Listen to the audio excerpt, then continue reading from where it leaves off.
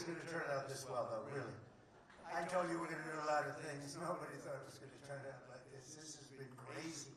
But it's a true honor to be back at the Detroit Economic Club with the businessmen and women who are really the economic engine of America. That's what you are. You've become more of that since I've been in, a lot more. Factories and plants are going to close, and now they're going 24 hours. I just had Bill Ford, he's running his plant, 150 plant, 24 hours a day, round the clock. It wasn't running that way 2 years ago, I can tell you. But it's the complex that Ford Motor Company so cherishes. It was a pleasure to see that the crown jewel of Detroit auto industry is what they call it, is still going after 100 years. Can you imagine over 100 years? I especially want to thank the president of the Detroit Economic Club, Steve Gregorian. Where's Steve? Steve? Where's Steve? Hi, Steve. Nice looking man. Nice looking guy. And board chair Sandy Pierce. Thank you very much, Sandy. Thank you very much. And we have some very special people here. We have a man who's doing a fantastic job. I get angry at him every once in a while, but very, very seldom, because he's got what it takes. Treasury Secretary Scott Bessent. Scott? Hi, Scott. Hi, Scott. What a good guy. He's got a good pulse, doesn't he? Good pulse of what's going on. Thank you, Scott. He's been great. Michigan House Speaker Matt Hall. Hi, Matt. We did good in Michigan, Matt. We won the whole thing in Michigan, didn't we, huh? 3 times we won. You know that, right? They didn't give us credit the second time, but we won the second time. But we made the last one, Matt, too big to rig. Right? That's what you got. That's the only way you win races in many cases. I got to tell you, it's too bad. I think they should get voter ID. Wouldn't it be nice? The Democrats are totally against voter ID. Who's against voter ID? How can you even campaign? We are against voter ID. How do you not get voter ID? You know what it means, Matt, right? When you're against voter ID, you want to cheat. That's all. There's only one reason you want to cheat, and they do cheat. They're terrible. Michigan Senate Republican leader Eric Nesbitt. Thank you, Eric. Thank you. Look good, Eric. State Senator Jim Runstad. Jim, thank you. Thank you. Thank you, Jim. Former Congressman Mike Rogers, who's running for the Senate, and he'll be a great senator. And he's going to be a great senator. He was a great congressman, and then he left. He went on to very big things. He did well no matter where he was, and I think they took that away from you last time, I'll be honest with you, Mike. I really do. I don't like to get things going. I don't like to be controversial at all. But they rigged the election on you. Mine was too big to rig. You won, I'm telling you, you won, but you're going to do great this time. He's a great guy, actually. He's to be an amazing senator. Thank you. Thank you for being here, too. Special envoy to Iraq, Mark Savaya. Mark. Hi, Mark. Thank you. Great job you've done. This guy, he negotiates better than anybody around. Thank you. You need it. With Iraq, you need it. You need to be a good negotiator, Mark. I also want to thank Michigan's great congressional delegation. They're amazing. That's been back in Washington due to a very important vote that's coming up. They had a choice. Sir, we want to be with you, but if we're not with you, we're going to lose. But we'll still be with you. I said, no, I'd rather have you win. Don't worry about it. So we're going to win the vote. Representatives Lisa McClain, Jack Bergman, John Molinar, Bill Heisinger, Tim Walberg, John James, and Tom Barrett. They're great people, every one of them. And as many of you remember, I came here at the height of the 2024 campaign to lay out my plan to bring jobs and factories and wealth racing back to the United States and coming back to the great state of Michigan. And just a few weeks later, the people of this state and the voters all across the country endorsed that vision in a landslide victory. We won everything. We won all 7 swing states. We won the Electoral College 312 to 226. We won the popular vote by millions and millions of... Oh, it's so nice to win the popular vote. I won the popular vote all 3 times, too, but we're not going to get into that. But the first time they said I didn't win the popular vote, but I won the Electoral College. So they'd always say, while he didn't win, this is the way I got introduced every time. While he didn't win the popular vote, he won the Electoral College, you know. So this is the way I was introduced for 4 years. And guess what? We said, I'm going back, we're going to win and we won the popular vote by a lot. So they can't say that crap anymore. And the thing that was most impressive, we won 86% of all counties in America, 2,700 to 525. Think of that, 2,700 to 525. And that's why when you look at the maps on Republican, Democrat, with red being Republican, as most of you know by now, I think. Every once in a while you see one where they have it reversed. I said, why would you do that? Well, we think it looks better. I said, look, red is Republican. Let's not try and change the voters' minds on things. Just do it that way. And the map was virtually all red. That was about the counties. That was the 2,700 to 550, I think is the exact number. Most importantly, we won a historic mandate to make America great again. And this is what we're doing. We're making America great again like never before. And now, after less than 12 months in office, this is the easiest speech to make. I have great people, and all I'm doing is spewing off what the hell we've done. Even Venezuela wasn't too bad, was it, huh?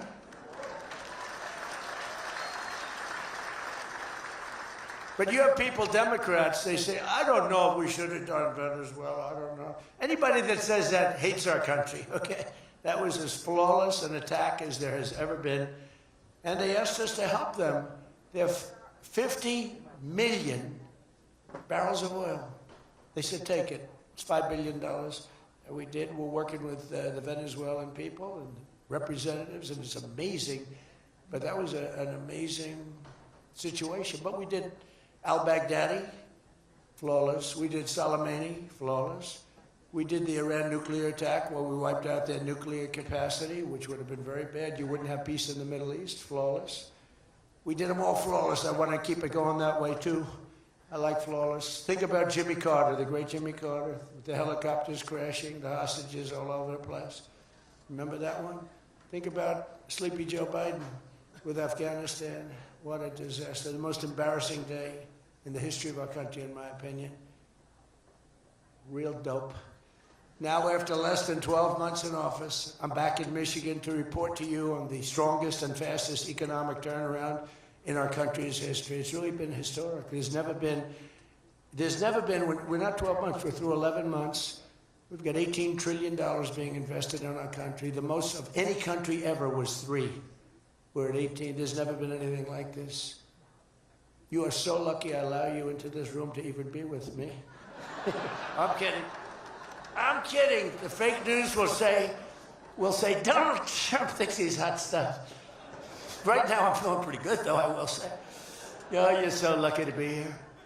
Under our administration, growth is exploding, productivity is soaring, investment is booming, incomes are rising, inflation is defeated, America is respected again like never before, and other than that, we're not doing that well. Now, think of all those things I just said. Every single, inflation down, growth at an all-time high, stock market every day, 48 days in a row, 48 days during the course of 11 months, we hit a new high on the stock market, all of them. 1 year ago, we were a dead country. Now we are the hottest country anywhere in the world. That was said to me by many leaders. By almost every metric, we have quickly gone from the worst numbers on record to the best and strongest numbers, the most dynamic numbers, and an economy that is far ahead of even my optimistic. I had a very optimistic schedule, I thought. I didn't think it was, but people said it was very optimistic. Turns out to be very pessimistic by compared to what we've done. But we'll go down as the greatest in history, greatest first year in history nobody's ever had, just based on the numbers. Based only on the numbers, not based on me, based only on the numbers, because, you know, you get these guys like the governor of California likes to say how well he's doing. California's doing horrendously, but he says that well. We base it on numbers. There's never been numbers like this. Through 4 long years before I took office, crooked Joe Biden and his allies in Congress inflicted the economic nightmare known as stagflation. How many times have you heard the word? We hit it with Joe. We hit everything. What a disaster. Meaning low growth and high inflation. How does that work? Not good. So you have lousy growth and high inflation. In fact, it's the lowest growth ever and the worst inflation in the history of our country. That is really tantamount to not having a good 4 years, right? In other words, Sleepy Joe and the people that ran the auto pen were a complete and total disaster for our nation. They were a disaster for our nation. Had they won the election less than 1 year ago, we would have been, as I've often said, Venezuela on steroids. Now I'm Venezuela's biggest fan. We're working with them, but they came down from a very high number to a disaster, a disaster. And we would have been Venezuela on steroids, and we're bringing Venezuela back, and we're going to be great for Venezuela, great for our country. We're taking in, as I said, millions and millions of barrels of oil, and now they're coming in initially on a daily basis, 50 million, and values of over $5 billion. That's in one day. Just think of it, the biggest ships in the world can take 1 million barrels. The biggest ships in the world take 1 million. We have 50 million barrels. We need 50 of the biggest ships in the world just to get it out. We're bringing it in to be refined. It's an incredible feeling. It's great. Winning is a good thing. We're going to work with Venezuela. We'll make that country very strong again. We'll get oil prices down even further. We have it down at about a 6-year low, 7-year low, but we're going to get it down further. Joe Biden gave us a colossal stagflation catastrophe, but my administration's rapidly and very decisively ended that. We have quickly achieved the exact opposite of stagflation, almost no inflation and super high growth. So we have the highest growth we've ever had. Think of that. The highest growth we've ever had, and we've only been there 11 months. Think of what we can do for the rest of it. But do we have wood around here? I want to knock on a little wood. They have one little, everything's plastic nowadays. It's very tough. Now we have the greatest growth, and we have, inflation way, way down.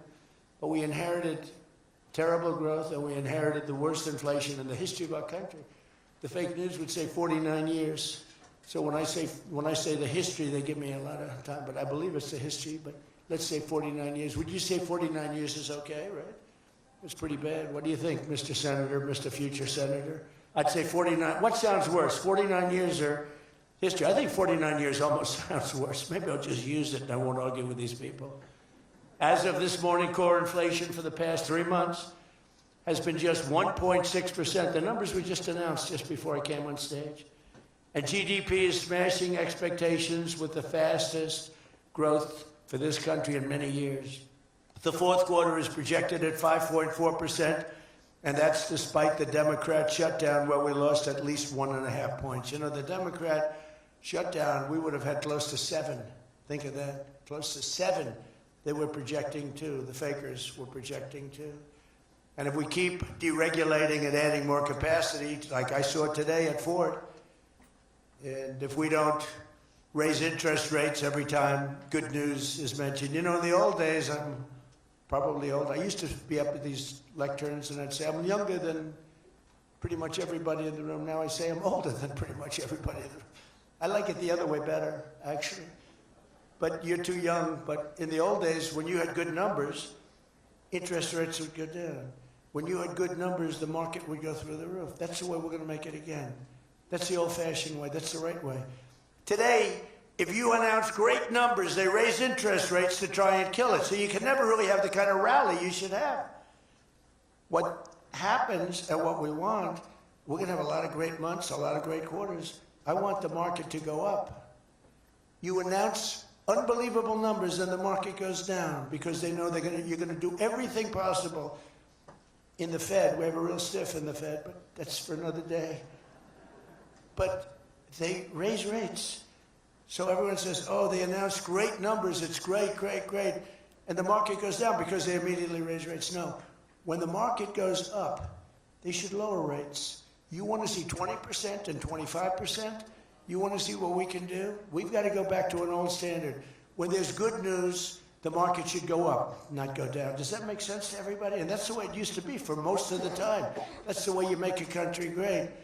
But our growth potential is unlimited and could be much higher if we went back to sanity We're not doing it anymore. We're talking about the head of the Fed, and I want somebody that when the market is doing great, interest rates can go down because our country becomes stronger. See, you view it differently. Our country becomes stronger, and therefore interest rates should go down, not up. They kill every rally. If it's, no matter who, if it's beyond me as president, it's no matter who's president. You have a good quarter, and they want to kill it because they're so petrified of inflation. And growth and inflation don't necessarily go hand in hand. You can have growth and very low inflation. In fact, oftentimes growth is good for low inflation. So we're going to work on that, Scott, right? I think we're going to work on that very hard. I mean it so strongly, it's sickening. We announce good numbers and we see the stock market drops 300 points. I say, what the hell is going on? Do you agree with me? It should be just the opposite. All right, Scott agrees, so I'm very happy about this. That means if he didn't agree, I wouldn't do it. But we're already growing double, triple, and even quadruple the speed of almost every other major economy on Earth. We're the #1 economy on Earth, too. And the results are in, and the Trump economic boom is officially begun. It's really begun almost from the beginning. Almost begun if you look at it really from November 5th. You know, on another metric, just before the election, it was almost impossible to get people to join the military. We had the worst enlistment in the history of our country, the worst. You couldn't get people for the Army, the Navy, the Air Force, the Marines, Space Force, the Coast Guard. You couldn't get people. And since right after the election, but especially since after January 20th when we took office, we have now the strongest enlistment we've ever had in the history of our country. We've never enlisted people so quickly, so easily. And we enlist by merit now. You know, we won a Supreme Court case that said you hire by merit. You go to college now by merit. Everything's by merit. Our country became great because of merit. And we have done some job. But think of it, a year and a half ago, we had the worst enlistment in history, and now we have the best enlistment. Things like that don't happen. You might go from the bad enlistment to okay, but you don't go from the worst in history to the best in history. But that's what we've done, every one of them. And that includes police and firefighters. It was very hard to get police. It was very hard to get firefighters, and now everybody wants those jobs. In 4 years of Biden, they secured less than $1 trillion of new investment in the United States. So 4 years, less than $1 trillion. In less than 1 year, I've secured commitments for over $18 trillion from all over the world, the most ever for any country.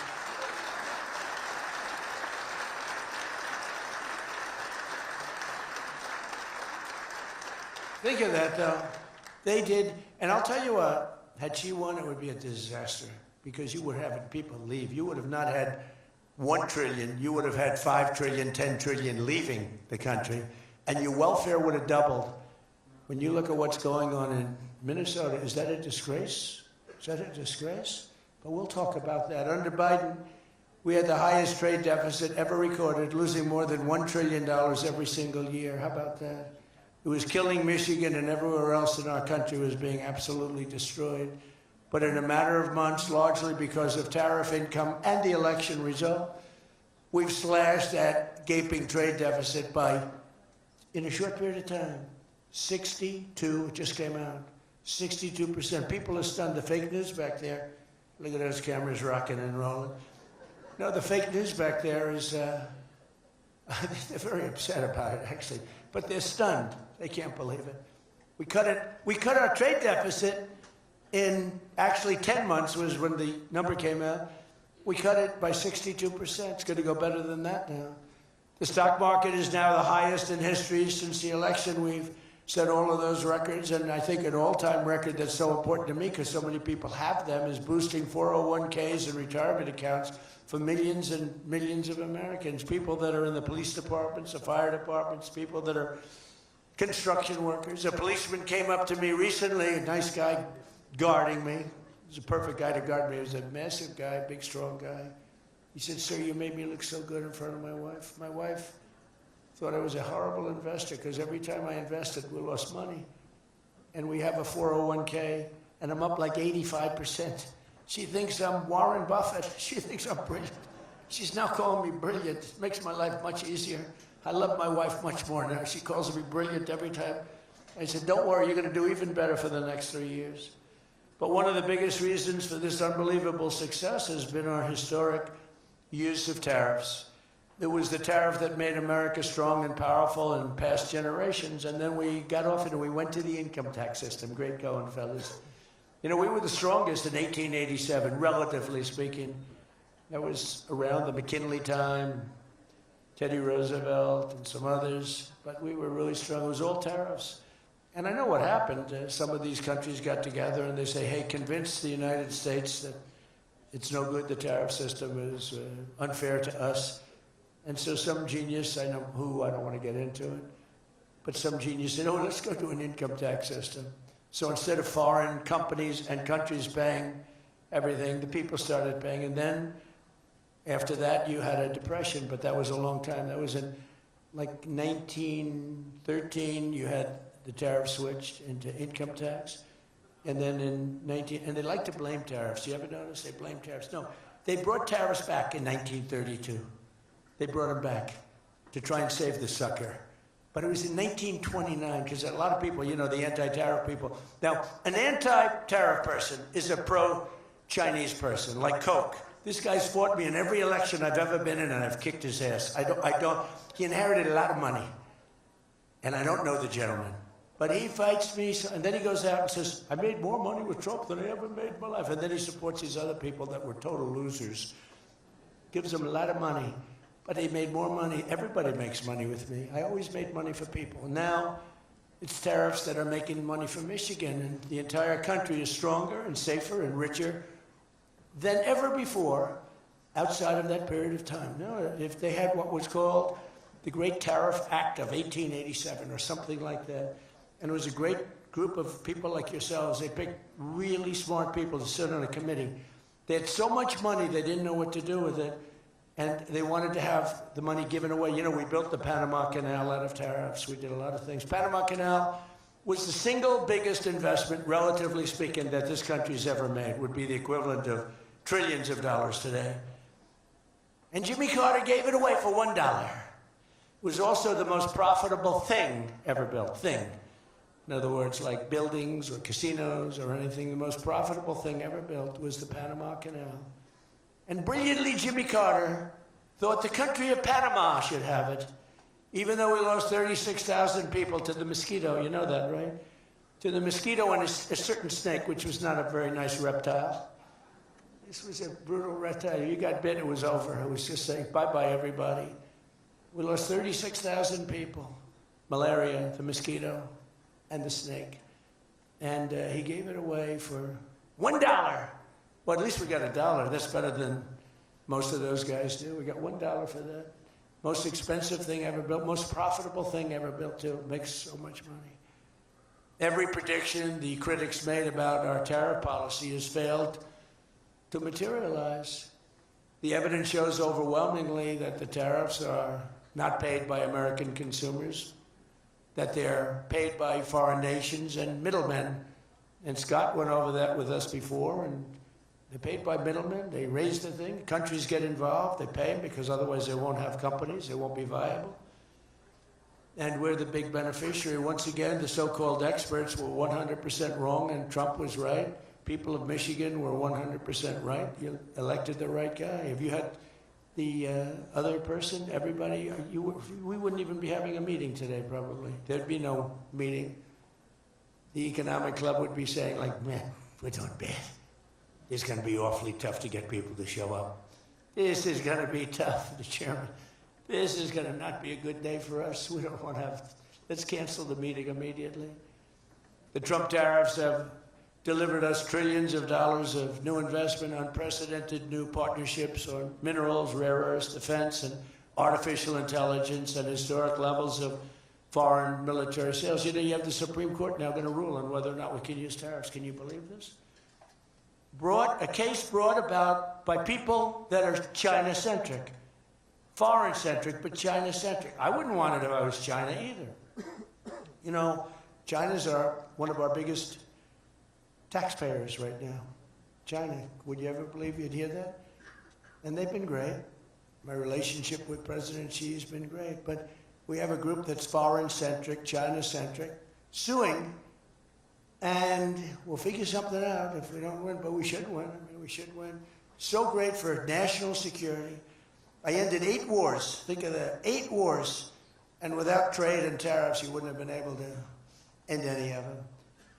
But they brought hundreds of billions of dollars pouring into the United States Treasury, helped curb inflation, and helped cut the federal budget deficit by a staggering 27%, and that's only for a short period of time. The number's much bigger than that when you add in the full year. And I've told people I got into a lot of trouble because of the fake news back there. I told people, I said, tariff is my favorite word. I said, my favorite word of every word is tariff. I've loved it for 40 years. I came here many years ago. Remember they said I didn't come here, then they found out I did. I got an award in Detroit, in Michigan, many years ago, and still have it. They said it never happened. It did happen. Turned out I didn't notice any apology. But all I did was talk about you're losing your car industry. This was long before I ran for politics. They said you're losing. I said, why are you allowing these foreign nations to take your car? You know, you lost 57% of your car industry. The good news is you're getting it back. But I said, why aren't you using tariffs? I've been very consistent, I will tell you that, for years and years. Even as a private businessman, for years I used it. Because I got, for whatever reason, a lot of publicity always. I don't know if that's good or bad, but it happens. And I talk about the importance. But I said, recently, I said, tariff is my favorite word in the whole dictionary. There's no word. And I took a lot of heat. They said, what about your wife, your children? What about religion and God? What about Jesus? So I said, all right, it's my 5th favorite word. And since then, I've been fine. They hit me hard, these people, these fake news. They were killing me over tariff. He likes tariff more than his wife, more than religion. He likes tariff more than anything. What a disgrace. So I now call it number 5, and I'm in good shape. That was a rough day.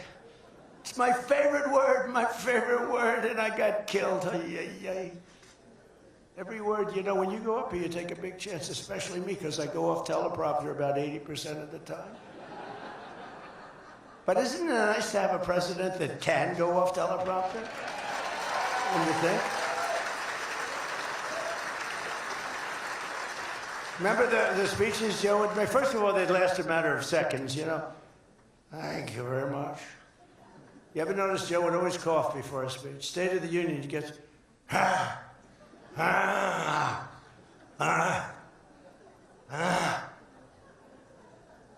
ladies and gentlemen. And then it would be like very short. Although the one time they had him spruced up pretty good, remember, he was high as a kite. He was floating, he was up there way up. That was a bad speech. But, hey, you got through it, you know, you got through it. If you call it getting through it. This country was so, can you imagine allowing 25 million people into our country, many of them criminals, many of them murderers? What he did to this country, what they did, because it was the people surrounding that beautiful Resolute desk. But just as I promised you that I've imposed a 25% tariff on all foreign automobiles, I'm standing up for the American auto worker like no president has ever stood up before. You know, those tariffs are keeping the foreign auto workers. Now, if they want to come in and build the plant and hire you and hire your friends and your neighbors, that's great. I love that. Let China come in, let Japan come in. They are. And they'll be building plants, but they're using our labor. U.S. auto factories are now seeing more than $70 billion of new investment. Think of that. They were leaving. They were all going. They were going in the opposite direction. Now they're pouring back. It's the greatest. Nobody's ever seen anything like it. And much of that money is coming right here to the car-making capital of the world, Detroit. You lost, I mean, so many places. Since I took office, Ford has announced it will invest $5 billion across its Michigan and Kentucky plants, creating 4,000 new jobs. GM is moving production of the Chevy Blazer and Equinox from Mexico right back here to America. Right? Is my favorite auto worker here by any chance? You know who I'm talking. What happens? Where's Brian? Brian, oh, I see. He made some cash. He's after Florida. Oh, he's been very disloyal to Detroit. We're going to have to. He is such a great guy, right? And that guy fought for me when it wasn't the popular thing to do. He fought for me from day one. Well, you tell him I said hello to him, all right? That guy, he got it. 4 years ago, he got it, right at the beginning. He understood it better than anybody, better than the great economists. They had no clue. And Stellantis is investing $13 billion to expand its U.S.-based manufacturing plant by more than 50%. Stellantis doing a good job. Never before has an administration achieved such sweeping and dramatic turnarounds as has taken place just in this very short period of time. I mean, you're talking about 11 months. 11 months and you have a different business. 11 months and you're booming. I just spoke to an AI guy, and that's booming too. You know, we're leading China in AI by a lot. I'm letting them build their own electric plants because people are saying, you know, the amount of electricity they need is, they need twice as much as electricity currently in the United States for every other business, home, factory. They need double.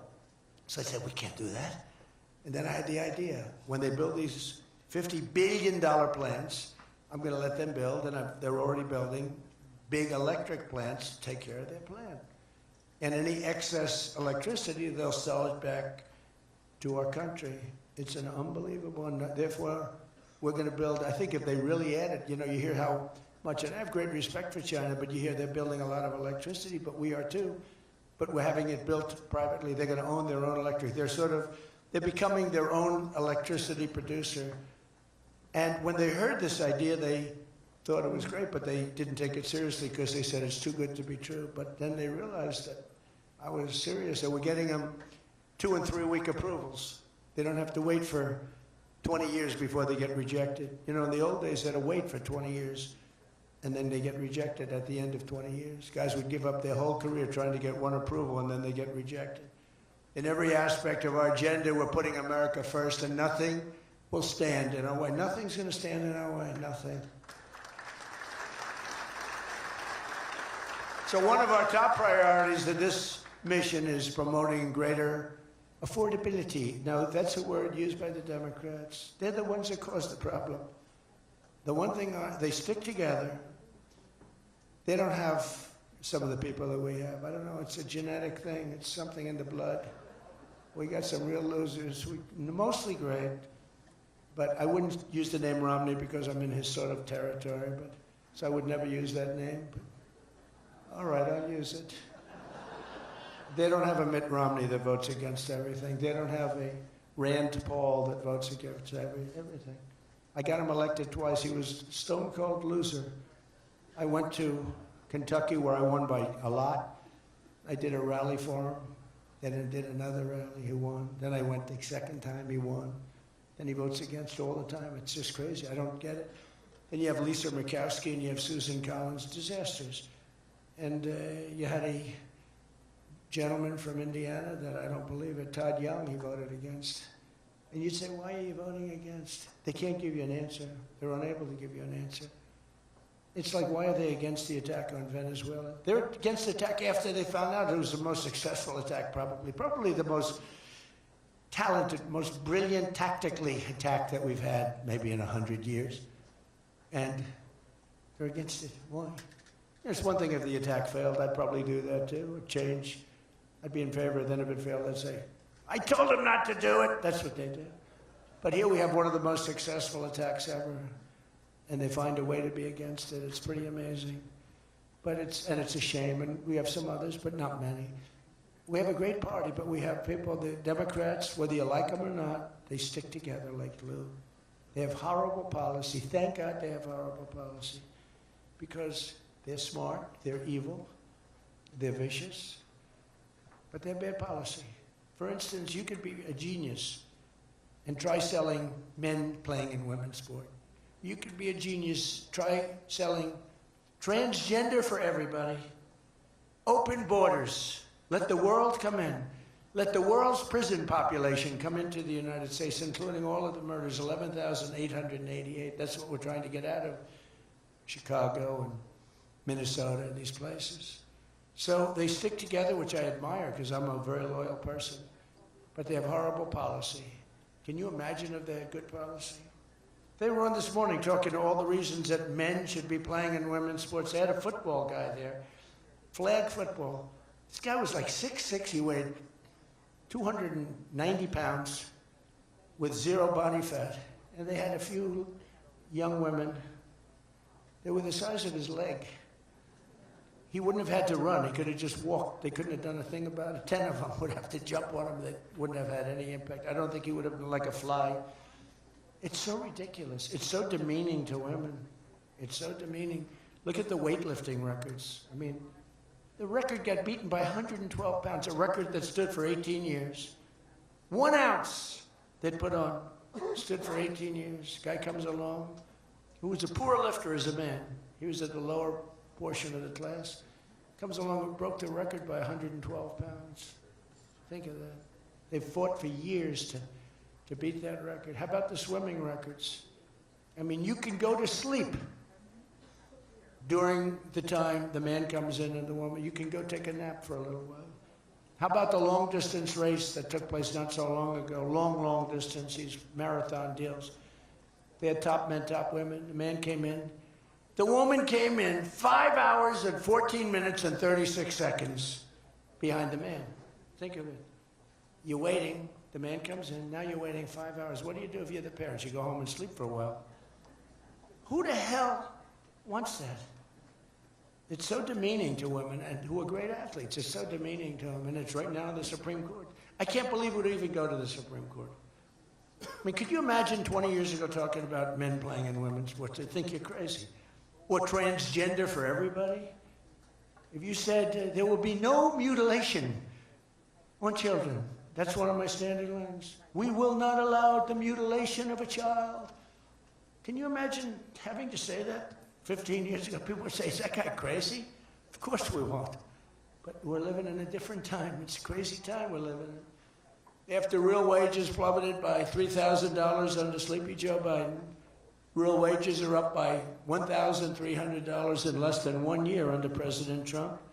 For construction workers, wages are up $1,800. Don't forget, they were down $3,000. Factory workers over $2,000, and for many other workers, over $5,000. And I just gave the military, because we're doing so well, we're taking in so much money with the tariffs, I just gave them $1,776. You saw that, right? Did you see that? They had 75, and I said, you know, if you had one more dollar, $1,776. They said, that was a good idea. We could afford one more dollar. We gave them $1,776. Meanwhile, grocery prices are starting to go rapidly down. Rent is down. Airfares are down. Hotel rates are down. Cell phone prices are down. And we're just getting started. But more importantly than going down, our growth is through the roof. It's way up. Among my first acts in office was to end the radical left war on oil and gas and stop the crusade to kill American energy, and frankly, to open up cars so that you don't have to have an electric car. I love electric cars. I think they're great. I like Elon a lot. I don't think he was too happy with my policy of opening it up, and I can understand that. But I've been saying it for 4 years. They wanted everybody to have an electric car in a very short period of time. There was no way to build the stations. There was no way to get it done. I want you to have gasoline-powered cars. I want you to have electric. I want you to have hybrids. I want you to have everything. Hydrogen, I don't know about. I'm hearing it's not testing so well. It's fine, except when there's an explosion, you're a goner. Now, have you heard that with hydrogen? I have one guy who's trying to sell hydrogen, and I say, yeah, but, sir, that only happens 1 in 100. Oh, great.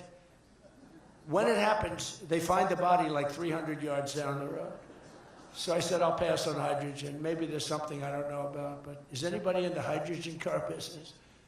Gasoline is now under $2.50 a gallon in 17 states and under $2 in many places. We have some states it's $1.95, $1.99, $1.97.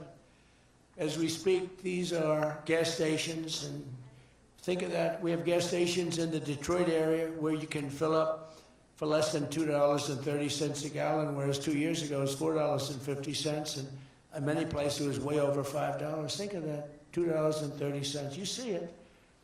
That's like a massive tax cut, which we gave you under the great big beautiful bill, by the way. No tax on tips, no tax on Social Security, no tax on overtime.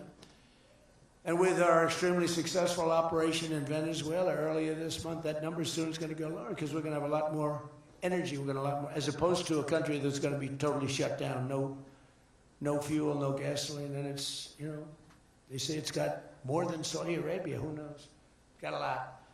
And by the way, to all Iranian patriots, keep protesting, take over your institutions if possible, and save the name of the killers and the abusers that are abusing you. You're being very badly abused. If the numbers are right now, I hear 5 different sets of numbers. I hear numbers, look, 1 death is too much. But I hear much lower numbers, and then I hear much higher numbers. But I say save their names because they'll pay a very big price. And I've canceled all meetings with the Iranian officials until the senseless killing of protesters stops. And all I say to them is help is on its way. You saw that I put tariffs on anybody doing business with Iran. Just went into effect today. And I say make Iran great again. You know, it was a great country until these monsters came in and took it over. And it's all very fragile. What would have happened to us? I'm telling you. If I didn't win this election, what would have happened to us? In the coming weeks, I will be laying out even more plans to help bring back affordability. And again, remember, that's a fake word by Democrats. Prices were too high. They caused the high price. They never want to talk about affordability. They always go, this is an election about affordability. I say, they caused it. But they're good at that stuff. They're good at that stuff. They're fake. And they're good at that stuff. It's an election about high prices that was caused by the Democrats and that I brought down a lot. And remember, when you see energy coming down like I brought it down and gasoline coming down, that brings everything else down. It's so much bigger than any other factor. When gasoline gets to be $1.99 a gallon, everything comes down. The donuts come down, the truck that delivers the donuts, the stove that makes the donuts, the whole thing, it all comes down. And it's coming down much faster than anybody can even believe. And remember, though, I always say, because here normally when that goes down, the world comes down. That's the bad way of bringing it down. Our growth is through the roof. So I always want to say that whenever I say prices are coming down, but our growth is going way up. 2 beautiful events, the exact opposite of the Biden administration. As part of those efforts at Davos, next week I'm going to provide much more detail about our housing policies so that every American who wants to own a home will be able to afford one. We have some great things happening with housing, as you know. You saw the $200 billion buy-in on bonds and mortgages. This will include a ban on large institutional investors buying up single-family homes all over the country and making it impossible for people to buy a home. And I've also announced that the U.S. government is purchasing $200 billion of mortgage bonds to bring down mortgage rates, and it's had a huge impact. It's already started. And just last week, the average 30-year mortgage dropped below 6% for the first time in many years. It's coming down very rapidly, and that's not with the help of the Fed. If I had the help of the Fed, it would be easier. But that jerk will be gone soon. In addition, I proudly called for the credit card companies to cap interest rates at 10% for 1 year, because they're getting 28 and 30% and 32%. And it's unfair. The rates are way too high. To provide further relief to hardworking Americans, we'll also be confronting one of the biggest factors in driving up prices, the monstrosity known as the Unaffordable Care Act. You know what that is, right? It's Obamacare. It's a great name, Unaffordable Care Act. No, did anybody ever think of that one before? It's true. It's the Unaffordable Care Act. Obamacare was a gift to make health insurance companies rich at the expense of the American people. In particular, the so-called enhanced premium tax credits were a corrupt payoff to the insurers, whose stock prices went up more than 1,000% after Obamacare was signed. I want the same money I want it to go directly, very simple. I want the money, those big amounts of money paid for by the government, to go directly to the people so they can buy the health care that's right for them. They can negotiate their own deal, health care savings account, but they'll buy their own health care. And everybody loves it. That's why later this week, I'll announce our healthcare affordability framework that will reduce premiums for millions of lower drug prices, delivering price transparency and demand honesty and accountability from insurance companies all over the country, all over the world, actually. Healthcare costs will come down very fast with my most favored nation executive order. We're doing most favored nation drug prices. When we would have drug prices stay the same, everybody thought it was great. They're going to be coming down thousands of percents. We're standing up to special interests and slashing prescription drug prices by 300, 400, 500, and even 600% and more. I mean, think of that. On that alone, we should win the midterms in a landslide. We're doing favored nations. The country that pays the lowest price in the world is the price that we're going to pay. And we got that because of tariffs, because I said to the countries they wouldn't approve it. The drug companies were tough, but they were fine. But they said the countries will never do it because you have a pill that sells for $10, you have to sell it for 20 or 30, so you'd have to double or triple the price of their health care there for prescription drugs. Ours would come down from $130 to 20. Theirs would go from 10 to 20, the world being a bigger place. And it was unbelievable, but the countries wouldn't do it, so I called the countries. I said, if you don't do it, then I'm going to put a tariff on you. And the tariff's going to be 20 times more than the cost that you're having to pay for fair health care. And every one of them said, sir, we agree with you 100%. We would be honored to do it. It was really rather amazing. We could never do it. So think of that. Your most favored drug prices. Your drug prices are going to go down like from $100 to $10. Nobody can believe it. And we can't get the fake news to write about it. It's the biggest thing to happen in medicine. It's the biggest thing to happen in healthcare. And I cannot get the New York Times, I cannot get anybody to write about it. When we got it done and we announced it, it was on a page way in the back of the New York Times. Same with others. They don't want to talk about it. You know why? Because it's so good. It's the biggest thing to happen.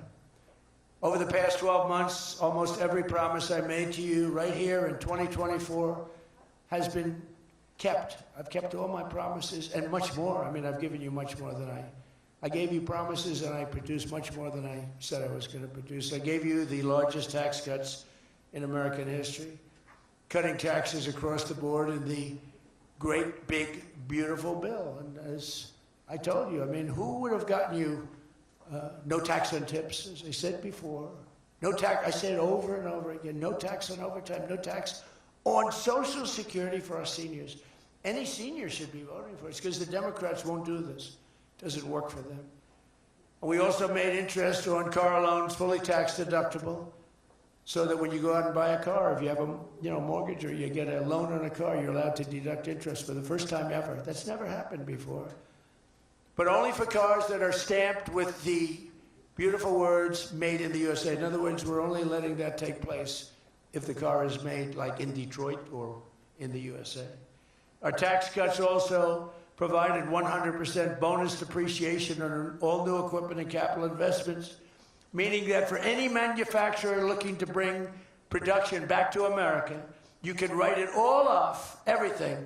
Not in 38 years, not in 44 years, in 1 year. You write the whole thing off in 1 year. That's the biggest thing. I think that's the biggest thing. That's the big job producer. And I've cut an unprecedented number of burdensome regulations. We're number one in the history of our country in cutting regulations. I promised to cut 10 old regulations for every one new regulation. So if we put on a regulation, the only way I'll allow it to happen is if the secretary, like Scott Bessent, cuts 10 old regulations. But instead, last year we actually cut 129 regulations for every one that we put in. Think of that. So nobody's ever cut regulations like I have. I terminated the insane electric vehicle mandate and ended the war on internal combustion engines. Once and for all, those engines were gone. And some people like them. And if they like them, great. And if they like electric, if they like any form of propulsion, any way you want to propel your car is okay, except for a couple of them, as I discussed. I permanently stopped Joe Biden's ridiculous CAFE standards. You know what the CAFE standards are? They're standards that make it impossible for you to build a car affordably. They make it impossible for a car to really work right. The CAFE standards sound so nice. The CAFE standards, it's environmental standards that are impossible to meet. And we're canceling the EPA's absurd tailpipe emission standard, one of the worst ever. And I revoked the California emissions waiver to stop San Francisco communists from regulating automobiles all over our nation, all over our world. Boy, I have done so much for the car industry, it's crazy. Nobody thought it was possible to do this. And that's why your industry, and not everybody's in the car industry. How many people are in the car industry in this room, in one way or another? That's a lot, relatively. It's not bad. Another urgent priority for bringing down the cost of living is to stop the colossal fraud that is bleeding American taxpayers absolutely dry. The fraud being committed by the Somali population in Minnesota. Have you heard of them? They're lovely people. Is monumental. And California, Illinois, New York, and others are just as bad. Our country has been losing over $500 billion to fraud every single year, but those days are over. We have the best group you've ever seen assembled going after fraud. In Minnesota, we're cracking down on the Somali scams, ending the brazen and shameless theft of taxpayer dollars. Well, it's going on in Maine, too, with Somalis. You know, and they don't take our ships anymore. You know why? We hit them with the same missile that we used to hit the drug dealers coming in with the boats. You know, we have drugs coming in by sea down 97%. You've seen that? And we're trying we're really trying hard to find out who the hell is the other 3%. But we have them down 97%. And we're going to start hitting them by land, too. The hard part is done. By sea, nobody's coming. It hasn't been great for the fishing industry, however. Those that have a fishing boat, they're having a hard time getting customers. But you can't have everything. Nobody wants to go on boats. Nobody wants to go like 25 miles an hour. When you see a boat with 5 engines on the back of it going 65 miles an hour, and it's loaded up with hundreds of bags that you see cellophane with white, typically, it's not fishing. How about the couple of submarines we took down? We took out 2 submarines, and the Democrats say they were fishing. No, they were submarines. They were excellent. They build a very fast, it's a drug-carrying submarine. They have a lot of money. And we took them out, and the Democrats claimed that they were fishing. We shouldn't ruin people's beautiful fishing journey. It's unbelievable what we have to go through. It's really a shame, actually. We've frozen all children's payments to those states that we're talking about, and we will now require proof of attendance in order to receive federal funding for child care or any of that. How about all these child care places in Minnesota where there is no children? They go there, they get paid millions and millions of dollars. The biggest operation in all of Minnesota had no children. And we pay millions of dollars. They're scammers. They're scammers. They always will be. And we're getting them out, and we're not going to pay them. We're not going to pay Minnesota. Right, Scott? We're not paying Minnesota any more money for any of that crap. It's a big scam. It's a giant scam run by an incompetent, crooked governor. He's an incompetent, crooked guy. And also, we're freezing any and all welfare payments going to illegal immigrants that will start effective immediately. So when illegals come into California, Gavin Newsom, they come into California, and they send us bills for people coming in. We're not paying it. So we're working on that very strongly. Just don't pay it. As Nancy Reagan would say, just say no. You remember Nancy Reagan? Just say no to drugs. It's a little more difficult than that, I guess, right? Just say no. Additionally, from this moment forward, if you're on public assistance, like almost all Somalis are, did you see where 94% of them are on public assistance? You can't wire money out of the country back to your bank account from where you came. But more importantly, we probably aren't even going to give them the money anymore, the money going to them, because of the tremendous abuse and probably illegality being perpetrated on our country. We're not going to give them the money. We're not giving them the money. It's massive numbers of people are scamming our country. You know, they came from a place with nothing, and they come here and they drive around in Mercedes-Benz. You know, the Mercedes-Benz dealers do well in that area of Minnesota. Can you believe it? They have nothing. They get welfare payments, and they have Mercedes-Benzes. It angers me so much, but we're going to straighten out our country. This was done under Biden and Obama, very much under Obama. It all started under Obama. And we just can't. We've got a great country. We're not going to screw it up. But this was one of the great scams ever. They have the same thing, Somali in Maine. Who would think? I never saw that happening. But in Maine, it's really crooked as hell, too. But it's not just Somali.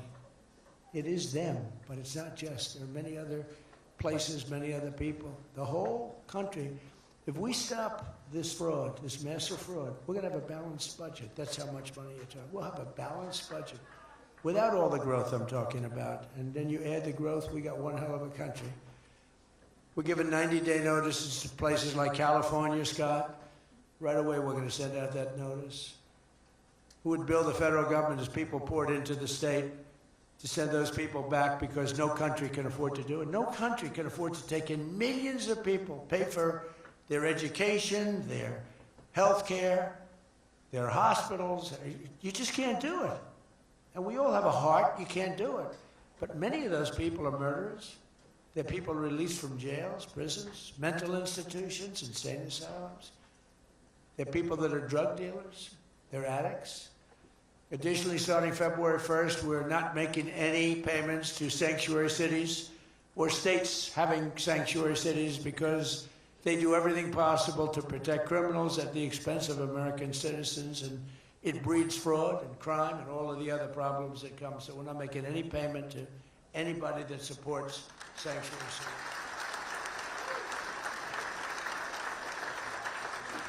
We have also suspended nearly 8,000 SBA loans, Small Business Association loans, to suspected scammers in Minnesota, of which there are many. It's a great state. It was a great state. Now it's getting destroyed by that stupid governor. What a stupid guy he is. But he's a crook. I mean, he's an incompetent guy, but he's a crook. He allowed this to go. You can't have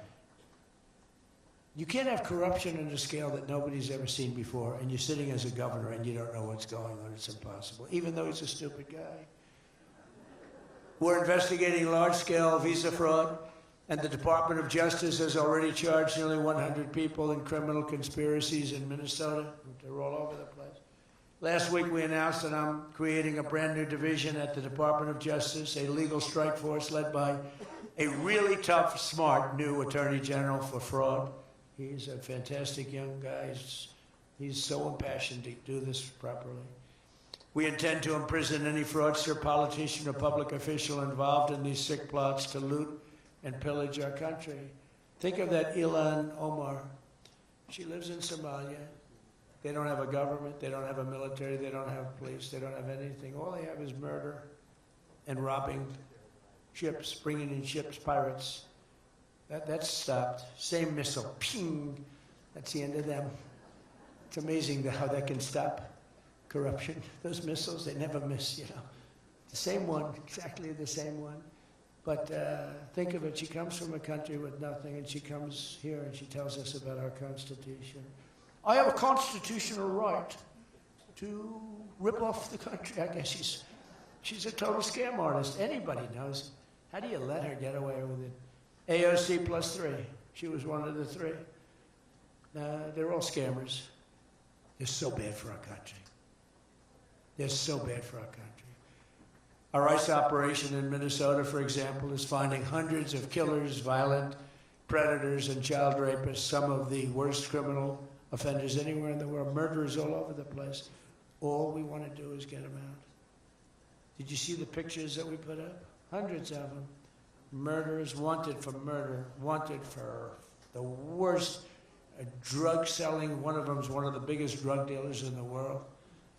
And vicious, sells bad drugs too. Bad drugs, like if you take a tiny little morsel, your child is dead. And we're getting them. But it's hard to get them because they make it so impossible for you. And you wonder why. Why would they do that? You know, do they want to live with murderers? Do they want to live with these people that are emptied out from prisons? They have a lot of people. One of the reasons I was so angry with Venezuela, they emptied their prisons almost entirely into the United States of America. Tren de Aragua was the gang, one of the worst, probably the most violent gang there is anywhere in the world, they say. We're getting them out. We've got a lot of them out already, but we're getting them out. We're also going to revoke the citizenship of any naturalized immigrant from Somalia or anywhere else who is convicted of defrauding our citizens. We're going to get them the hell out of here fast.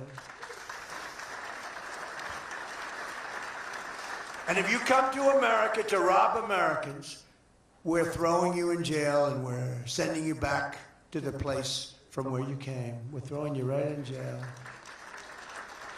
And they know it too. And one of the reasons they're doing these fake riots, I mean, they're just terrible. I mean, you see it's so fake. Shame, shame, shame. You see the woman, that's all practice. They go practice. They go to areas, they take hotel rooms, and they all practice together. It's a whole scam. We're finding out who's funding all this stuff, too. We pretty much know. But in conclusion, as we liberate our country from this cultural scourge and the plague of corruption and fraud, we'll rediscover the natural energy and native spirit that truly makes America great again, like we're doing with Detroit and Michigan. If we get rid of fraud and do our job properly on the trillions that are being extorted out of our country from corrupt and incompetent governors like Gavin Newsom, J.B. Pritzker, and Tim Walz, we will very soon have a balanced budget, and that's the kind of money that we're talking about. We're talking about massive amounts of money. Our country wasn't built by people who tried to lie and cheat and scam their way to success. It was built by legends like Henry Ford, Henry Dow, Thomas Edison, the Kellogg brothers, Alfred P. Sloan, the founder of General Motors, men who lifted up American workers and strengthened our nation beyond even belief. And we're doing the same exact thing right now. I think we're doing it even better. This is the fierce spirit of patriotic free enterprise that we're now unleashing once again. We are unleashing it like maybe never before. Together we have turned the page forever on the failed left-wing model that makes our America poor, desolate, and makes people feel sorry for us. That's what we had.